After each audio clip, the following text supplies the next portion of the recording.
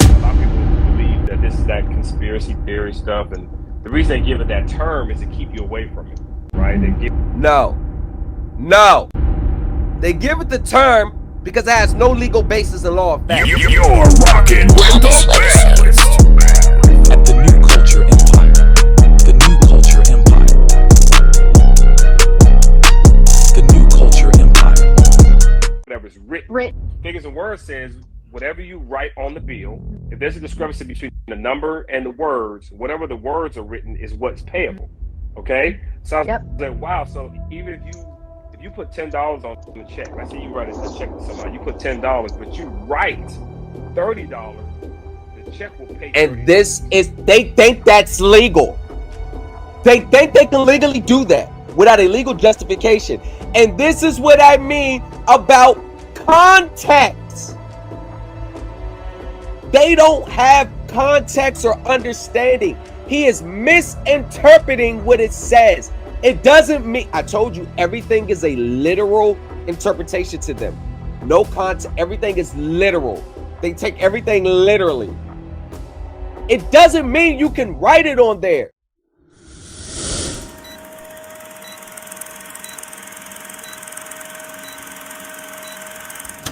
Warning.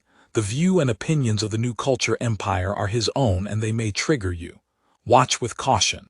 You're rocking with the best. The debt was discharged. Okay, cool. Can you please tell me from an accounting standpoint on how that discharge will look on the books? If you know it, you know. What's your loan evidence on the balance sheet, and what balance sheet did they have to use, and what line and what item is your loan accounted for on the balance sheet? Just off the top of your head. Social security number, and the numbers on your birth certificate, and everything is just trust law. Moving equity. Trust. All these trust law people, if all this was so true and it's just that simple, why is the poverty rate still what it is? But when you're dealing with people that actually knows the game and knows and can understand and can pick up and can point out inconsistencies on the fly, those are the people that gets banned from their lives. Not assigned to any court cases, any type of criminal bonds or anything of that, or an individual. It's only for corporate securities or municipal securities. But I'm unable to see the remaining balance. It says NA. See here. The reason that you're not able to access the information through our customer portal is because of the email that we or letter that we received from you. That was actually escalated to our compliance team. So whenever we have, an issue or we're investigating something, we place everything on hold. Everything that y'all talking about is the same they said for 40 years ago. Y'all sitting there talking about securitization. Y'all know nothing about a securitization. You know you don't know the actual accounting that they do. They know you don't know how to fight them, argue, and combat them. You know you don't know how to do it. A lot of stuff that you need to know to beat these people is their internal operation.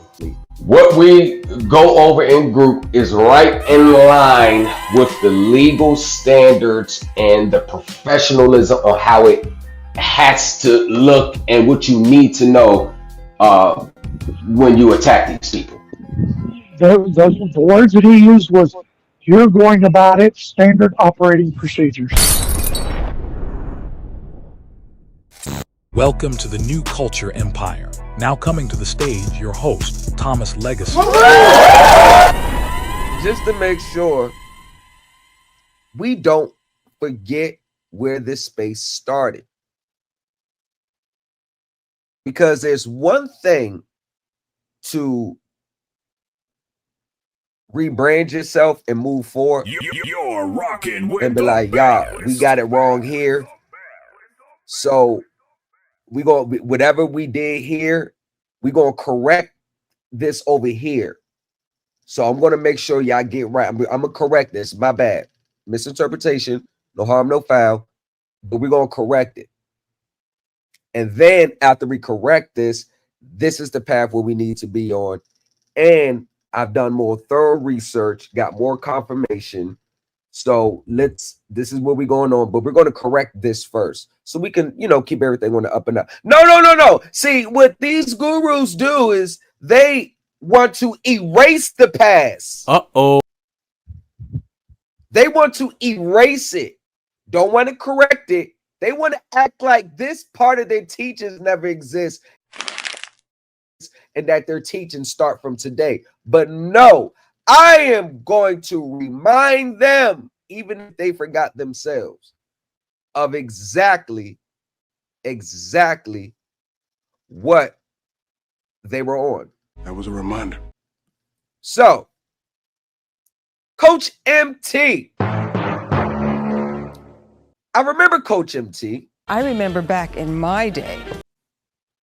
He came around the time around Chris Hauser. Out was Christopher Allen Hauser, Abel, with a 20-year sentence. 20 years. How are you able to be making YouTube videos? A lot of these gurus sprang from up under Chris Hauser. They saw Chris Hauser was going viral with his 1099A videos. And then, bam, the very next week, we had about 15 gurus talking about 1099. A lot of gurus that you know today learned from Chris Hauser. Oh, Lord Jesus. Now, here's the difference. They learned from Chris Hauser. So you know what that means? They got their talking points from Chris Hauser's. Emotional, damn it. They filled out their tax returns like Chris Hauser. Their reasoning was like Chris Hauser. Being the beneficiary on the 1099A from Chris Hauser. So when you're getting all your studies, all your talking points, your foundation based on someone else's words, that means you never did any thorough studying yourself. And one thing that's always going to be relevant is your understanding and your foundation, because your foundation determines your longevity. All these gurus today, all they're doing is just recircling the wagon. Talk about the 1099A in that process, okay? So before I get into it, let me give you a warning. If you are filling out the 1099A in the OID and you're not doing it correct, you will get notified from the IRS, especially if you're looking to attempt to get paid with the 1099A. Because what's going to happen is that the IRS, it's going to look like you made income that you didn't make. Coach MT, this was one of your claims to fame.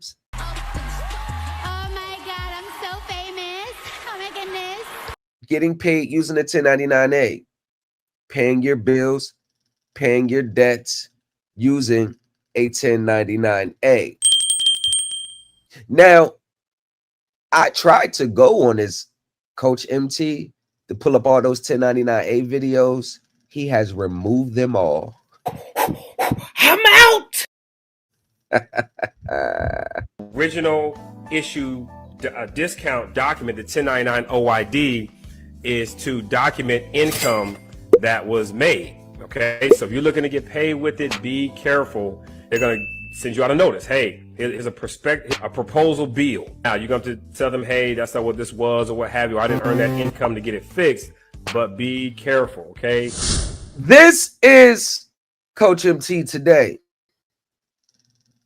He doesn't go by Coach MT on YouTube anymore. It's Fila University. Coach MT, where is this video at? Where's this channel at? We take him down just like everybody else. You see what they do? They always want to erase history. Let's get ready to rumble!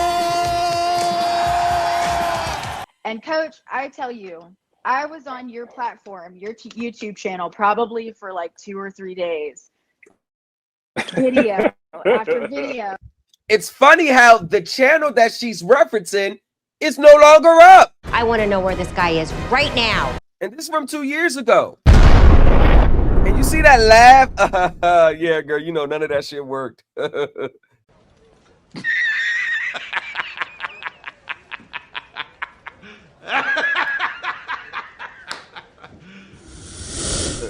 Yeah, you late. After video, because I was like, he is making so much sense to me. Yes, of course he's going to make sense to the low informed, low hanging fruit. Of course, it sounds good to people who don't know how to decipher. It's not dummy proof. It sounds good to the people who don't understand the term. If it sounds too good to be true, most likely it is. See, of course it's going to make sense to 99% of the people, but the 1% of the people, it sounds utterly foolish. So that's, I kind of became addicted to that. But I do want you to explain a little bit of the Fila University and what you've set up. I think it's great. Here we go. It's a great educational tool to consider. So take it away. Ridiculous assumption on the face of it. Well, thank you for having me on working people's credit, and I found the codes. No, you piggybacked off Chris Hauser. Stop lying. Because you came out the next week after his 1099A video went viral. So let's cut through it. And I was like, oh, here's where the answers are. Right. So it fell like that. So, but what I've set up in the university is just a way for you all to learn this process. First of all, to let you know that it's real, to let you know that it's for you. All right. A lot of people, I'll say a lot of people believe that this is that conspiracy theory stuff. And the reason they give it that term is to keep you away from it. Right? No. They give it the term because it has no legal basis in law of fact. I'm so tired of people just, they're saying that because they don't want you to get close to it. They're saying that because they don't want you to know the truth. They're saying that because they don't want to sit. No, they're saying it because it has no base in law of fact. I don't buy it. Why can't it be that you notice that they never want to acknowledge that side of the coin? No. What if your method of going about it is wrong and they realize it's wrong? I don't know if I'm ready to find out if my truth is not the truth. Why can't you ever be wrong? Like, think about us as a people and teachers. Why is it that we can never be wrong, but the system can be wrong? The professionals can be wrong. The judges can be wrong. And I'm not saying there's times where they don't get it wrong, but why is it that the default is whatever the teacher is saying, they can never be wrong? See, that's why I don't retire. Those scary terms. Yeah. So that you won't look into it. Okay. If that's the case, then they wouldn't make it public. Okay, but think about that. That actually doesn't make any sense. The 1099A instructions are public. The statutes and regulations governing the forms are public. They didn't hide it. The problem is the way the IRS intends those forms to be used versus the way y'all say for them to be used.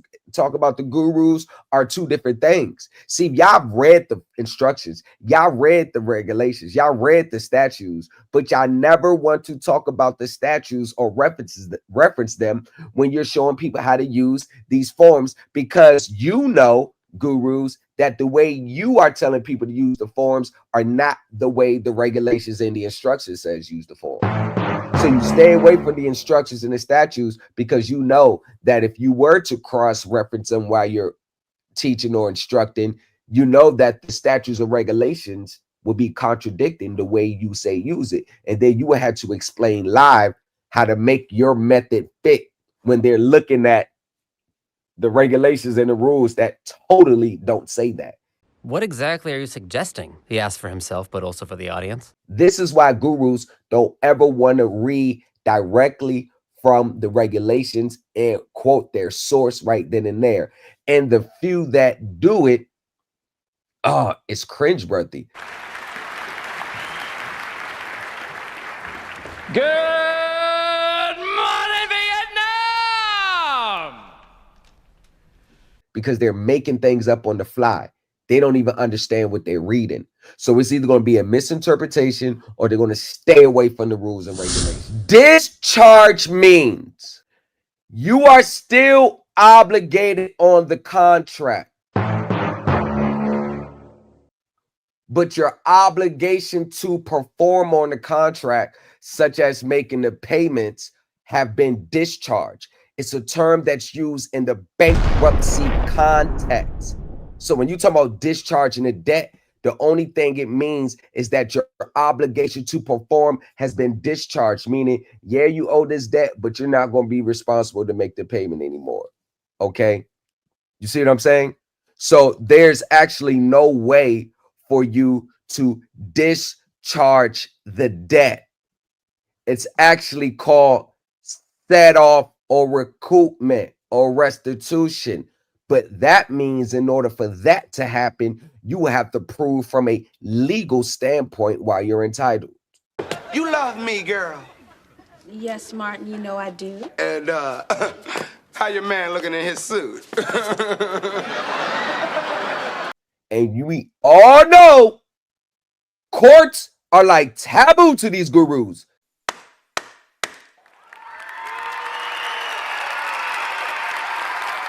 Stay away from them as much as you can. Still not using the term correctly. One thing I've learned is that everything is assumed until you express it. What is the 12 laws of presumption, y'all? No, that's not true. Everything, even your quote unquote U.S. citizenship is assumed. Go to bed. I swear, boy, a leopard just can't change it. 14th Amendment, Section 1. Now, he just said that your citizenship would be even your quote unquote U.S. citizenship is assumed. Here's the number one issue with that assumption of the 14th Amendment. All persons born or naturalized in the United States and subject to the jurisdiction thereof are citizens of the United States and of the state wherein they reside. Okay? So if you have a birth certificate, you have a social security card, and you've been growing up in your state, you are a citizen of the United States and the state which you reside, regardless if you want to self-proclaim to be yourself this in nationality and file this with the Secretary of State. It doesn't matter. You are a U.S. citizen. Want to know why? Because if you were abroad and you had the choice and there was a war kicked out where you was at, and they said, like, hey, if you're not a citizen of this country, hit the embassy. And you had the choice of Morocco, have the choice of the Congo. Oh, anybody want to go there? I had the choice of the United States of America embassy. Which embassy are you going to? You get where I'm going. Since you say you're from Morocco, which embassy are you going to? Are you going to walk into the Moroccan embassy and be like, yo, I'm one of y'all's? I don't think there's no way in hell. You know your is coming to the U.S. embassy. My blood is red, white, and blue. You know you are.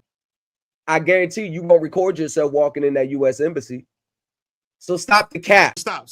You capping right there, bro. You're going to the U.S. embassy.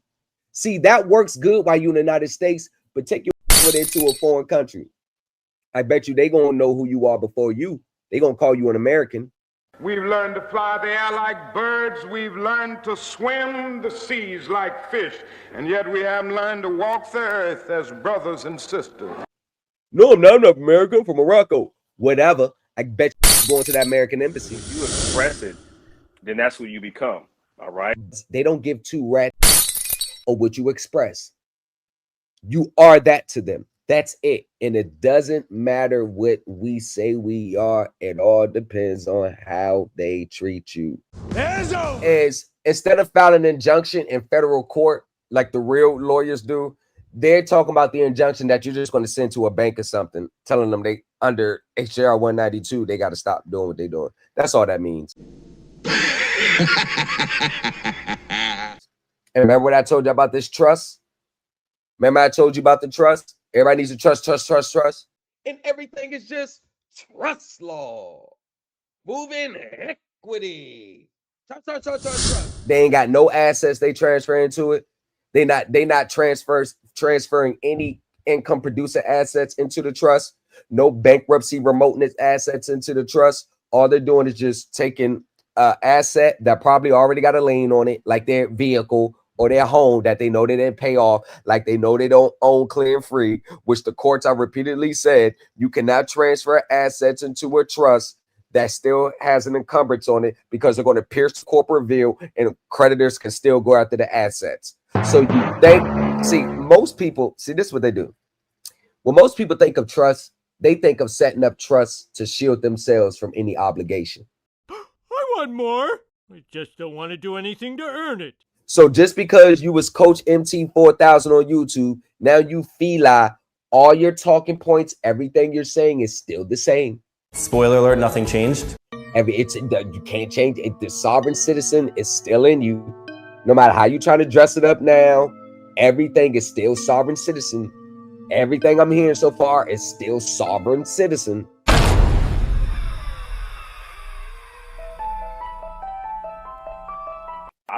I'm a private attorney general, and I'm a private attorney general. Remember that guy Anthony Anderson from watch this. Or public interest lawyer is an informal term originating in common law jurisdictions. We're not under common law jurisdiction anymore, so the term private attorney general does not apply. For a private attorney who brings a lawsuit claiming it to be in the public interest, benefiting the general public, not just the plaintiff, on behalf of a citizen or group of citizens, the attorney may, at the equitable discretion of the court, be entitled to recover attorney's fees if they prevail. The rationale behind this principle is to provide extra incentive to private attorneys to pursue suits that may be a benefit to society at large.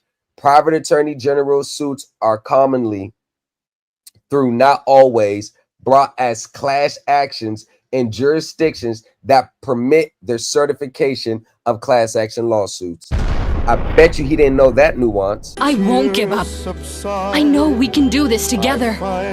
Historically, in English common law, a writ of quitam was a writ through which private individuals who assist a prosecution can receive for themselves all or part of the damages or financial penalties recovered by the government as a result of the process. None of this has anything to do with what they don't even know the true meaning. Another one bites the dust. But where do you see private attorney general at most? In Moore's sovereign citizen cases.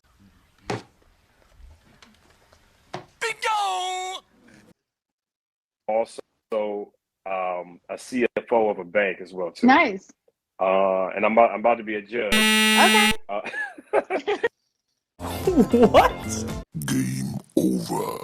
CFO of a bank, private attorney general, a judge. Have you lost your ever-loving mind?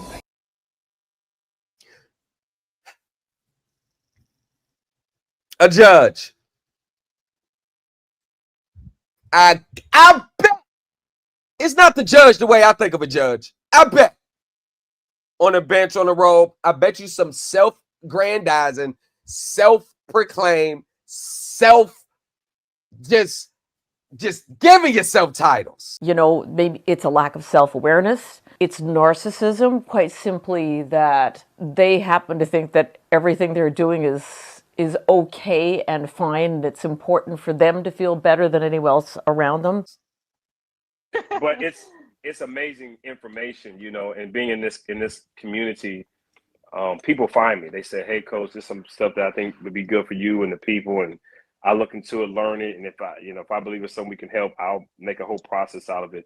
But it's been awesome to be in this position. Yeah, and I think when everybody starts to kind of wake up to it. I told you they're going to continue to get the airplay because 99% of them think the same.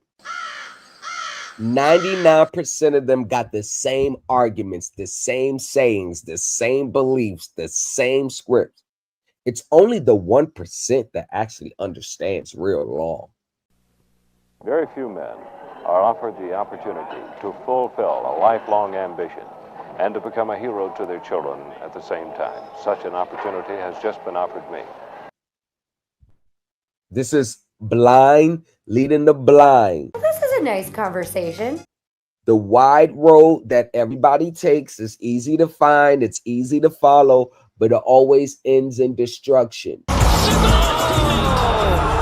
The narrow path, where so few people find, so few people will ever understand, it leads to everlasting life. I promise you brilliant successes. And this is a prime example. And realize like we do have rights and we do have these laws and codes that are put in place for us. It kind of, my biggest thing was people are scared of it. You know, people are scared to try it, I guess, you know, and you have to put the fear away, you know, and the more that you study, the more knowledgeable that you'll, you know, because we weren't taught this. We weren't, So you have to make that move, that intention to go down that rabbit hole to look for this stuff. There was times if there's a discrepancy between the number and the words, and it says, oh my gosh, I read every coupon.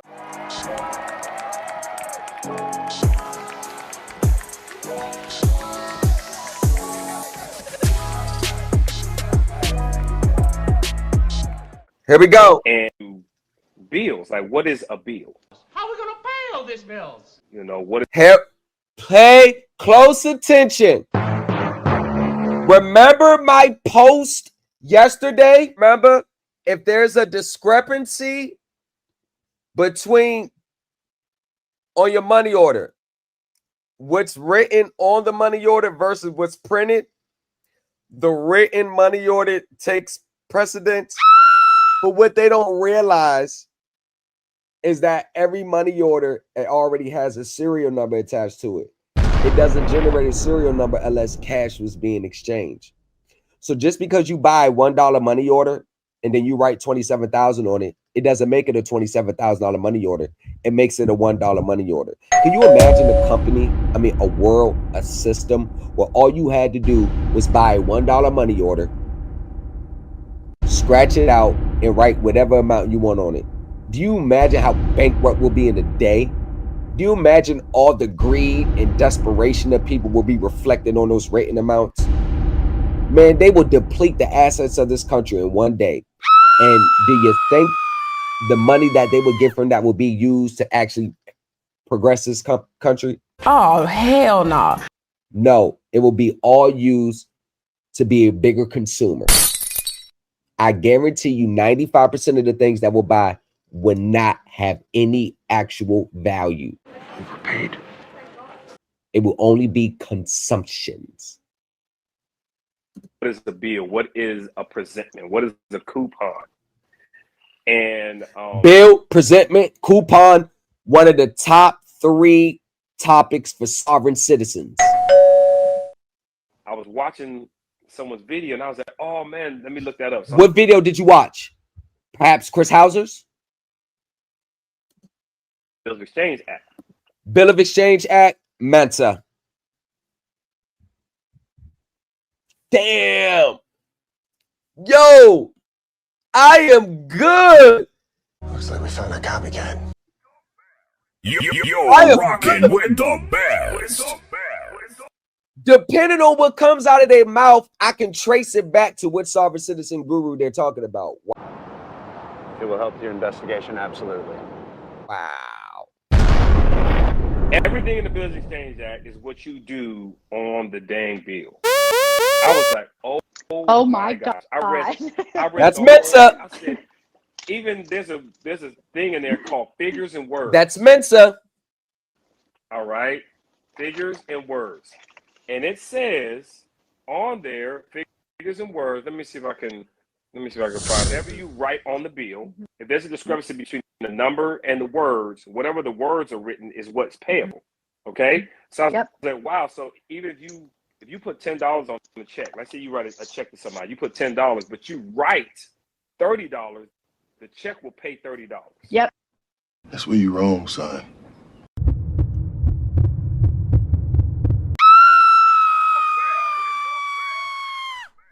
You're rocking with the best.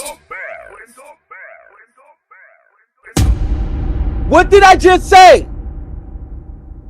What did I just say? What did I just say? That's what they think. That's what they think.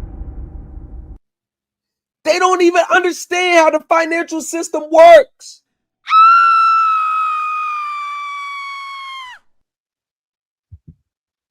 Told you. Just because you changed the name Coach MT, and the reason why you changed the name and went private, because you took a lot of money under that Coach MT 4000. Now you go by Marlon. You took a lot of under that YouTube video. Now you moved on this side. We know because you took in all this money, claiming to help all these people. And I'm not here to judge your intentions. Maybe you was fooled. I don't know whether you intended to do it on purpose or not. And you realized you couldn't make do, and you wasn't giving a refund for all those thousands of people that you had coming to you for 1099 services. This is what you're doing. Hey, look, man, I don't do refunds, all right? If you get a check and it has $100 on it, and you scratch it out or whatever and put $1,000, they are going to verify the original intent of the check. This is why checks are pre-typed in ink. And it has a check number. And they log how much this check was issued. All they're going to do is check the books. No, we didn't issue this check number 5032 for 10,000. We issued it for 1,000. Money order, serial number, a postal money order at that. They like to use the postal money orders. It has, you gave them $30 cash. It's printed on it. So when you write it out, you get through the cracks most of the times because they're actually thinking it was a mistake, that the actual number on there was supposed to be 30,000 or the written amount, but it only printed that. So that's why they check the serial numbers. The serial number is going to go back to the cash. But you notice one thing that they'll never do, especially with those postal money orders? They'll never show the receipt to validate that written amount. Oh, we got him now. They'll never show the receipt because the receipt tells you how much you actually paid in cash. They'll never show the receipt. You notice that, right? You know how they'll try to justify through some pseudo-legal sovereign citizen documents. But if they ask for the receipt, I guarantee you they'll never turn it in, because this is what I mean with the mindset. They are committing fraud. They know they're committing fraud, and they're encouraging others to commit fraud and act in bad faith. Those are one of the two main things you get out of these teachers: how to commit fraud and how to move in bad faith. They think that's legal. They think they can legally do that without a legal justification. And this is what I mean about context. They don't have context or understanding. He is misinterpreting what it says. It doesn't mean, I told you, everything is a literal interpretation to them. No context, everything is literal. They take everything literally. It doesn't mean you can write it on there. It doesn't mean you could just, all right, 30, all right, let me write it for 3,000 because I need 3,000. There has to be an actual legal dispute on why there's a difference. You can't just write it on there and it pays that out. Oh my God. Yep. It won't pay 10. It'll pay whatever's written. Because that's what's expressed. Yeah. I said, oh my God. You're going to get us This a copy is of that. stupid. Then Or this chairs. is so stupid. And then I was looking into notice of dishonor. Yep. What are all the notice of dishonor? What did I tell you? I told you all they do is go underground revamp it, but it's all the same reasoning. It's all the same intent. They can't never get away from their original foundation. This is why I say foundation is important, because everything you do after your original introduction is going to be your mindset throughout this whole thing. He started with a sovereign citizen mindset, and he don't even realize, to a person like me, everything that's coming out of his mouth is sovereign citizen. He thinks it's legit. He thinks it's new. He thinks it's something worth value. Everything that he is saying now has already been tried and rejected at least 25 years ago. I told you, these gurus have nothing. Oh, okay.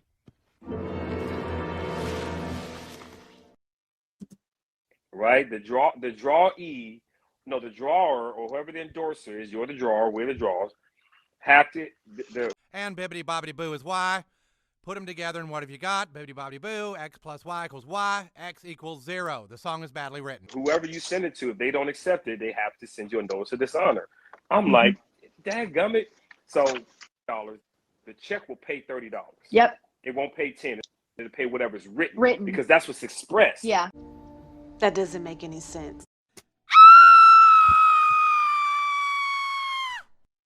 He don't even got the terms of it right. What are you? An idiot sandwich. Idiot sandwich what? An idiot sandwich, Chef Ramsay. The drawer is the one who is supposed to receive payment. The drawee is the one who is the payment supposed to be coming from. It's the drawee that accepts it. And then the drawee pays it themselves, or the drawee sends it to the drawee's bank to be paid. But bills of exchange are not used in everyday transaction. It's mostly used in the shipments of goods, international shipments transactions. And the bill of exchange is backed by the shipment of goods. It's backed by invoice. And the bill of exchange is just another word for a check. So the normal bills of exchange that you're going to use every day are checks that you tear out a checkbook. See, but they got to use a bill of exchange because they can't pull that off on a real check. There you go, a $5 bill, all for you. So they got to use these little pseudo-legal loopholes to try to pull off their fraud. Everything he's saying is fraud. Everything is fraud through and through. Whether he knows it or not, it's fraud.